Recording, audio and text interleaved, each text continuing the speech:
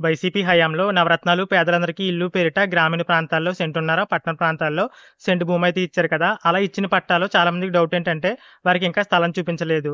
అలాగే geo tagging అవ్వలేదు. ఇలాంటి ప్రశ్నలైతే అడుగుతున్నారు. మాకింకా స్థలము చూపించలేదు, జియో ట్యాగింగ్ అవ్వలేదు. మళ్ళీ స్థలంకి అప్లై చేస్తుంటేనేమో ఆల్రెడీ పట్టా ఉన్నట్టు చూపిస్తుంది. అసలు మేమేం చేయాలి అన్న ప్రశ్నైతే చాలామందైతే అడుగుతున్నారు. నేను ఇప్పటికే గతంలో ఒక వీడియోలో చెప్పడం జరిగింది. ఇంటి స్థలాలకు సంబంధించి ప్రెజెంట్ మళ్ళీ రీవెరిఫికేషన్ అయితే జరుగుతుందని. ఆ రీవెరిఫికేషన్‌లో ఈ విషయాన్నైతే మెన్షన్ చేశారు. అంటే అధికారులు ఎవరైతే ఉన్నారో వాళ్ళు ఇప్పటికి ఈ విషయాన్ని మెన్షన్ చేశారు. మీరు ఇల్లు ఎందుకు కట్టుకోలేదన్నది అక్కడైతే వాళ్ళు రాసి పంపడం జరిగింది. ఎందుకంటే కనీస వసతులు లేవు. అంటే కరెంట్ లేదు, రోడ్లు లేవు. అలాగే వారికి స్థలం చూపించలేదు. అలాగే జియో ట్యాగింగ్ అవ్వలేదు. ఇలాంటి కారణాలనైతే అధికారులైతే పై అధికారులకైతే పంపడం జరిగింది. అలాగే ప్రభుత్వం కూడా రీసెంట్‌గా ఒక విషయాన్నైతే చెప్పింది.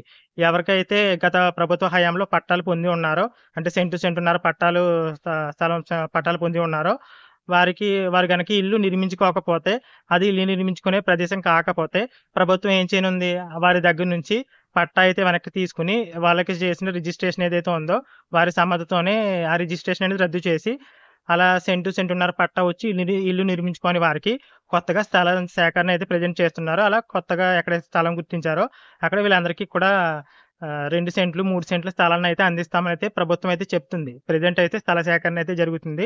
ప్రభుత్వ భూములకి సంబంధించి వివరాలైతే ప్రభుత్వం అయితే సేకరిస్తుంది గ్రామాల వారీగా. ప్రస్తుతానికైతే భూములెక్కడ దొరక్కపోవచ్చు. ఎందుకంటే గత ప్రభుత్వ హయాంలోనే దాదాపు ప్రభుత్వ భూములైతే ఏరేయడం జరిగింది స్థలాలివ్వడం కోసం. ప్రెజెంట్ అయితే స్థల సేకరణ అయితే జరుగుతుంది. ఇలా ఎవరికైతే ఇల్లు నిర్మించుకోలేని ప్రదేశంలో ఇంటి స్థలాలిచ్చారో, అంటే జియో ట్యాగింగ్ అవ్వలేదు, అసలు స్థలం చూపించలేదు, ఇలాంటి కామెంట్స్ అయితే వస్తున్నాయి కదా! వారందరికీ కూడా ప్రభుత్వం తప్పకుండా అవకాశం అయితే ఇస్తుంది. ఇది అధికారికంగానే ప్రభుత్వం చెప్పింది కాబట్టి, ప్రభుత్వం అలాంటి వారి దగ్గర నుంచి పట్టా అయితే వెనక్కి తీసుకొని, అలాగే రిజిస్ట్రేషన్ అనేది వారి సమ్మతితోనే రద్దు చేసి, వేరే చోట లేదంటే అక్కడే కొంచెం ఎక్కువ ల్యాండ్ అయితే అంటే 2 లేదా 3 సెంట్లు అయితే ఇచ్చి, వారికి పట్టా అయితే అందివ్వనున్నారు. దీనికి సంబంధించి విలేజ్ లెవెల్‌లో మాకు ఏదైనా వర్క్ స్టార్ట్ అయితే మాత్రం తప్పకుండా ఇన్ఫర్మేషన్ అయితే అందిస్తాను. తప్పకుండా ఛానెల్‌ని అయితే ఫాలో అవ్వండి. Thanks for watching.